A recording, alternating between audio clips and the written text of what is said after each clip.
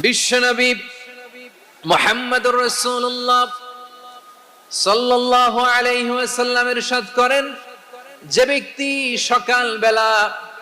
3 বার তেলাওয়াত করবে আউযু বিল্লাহিস সামিউল আলিম মিনাশ শাইতানির রাজিম, এরপরে সূরা হাশরের শেষ 3টি আয়াত তেলাওয়াত করবে, রব্বুল আলামিন ওই ব্যক্তির জন্য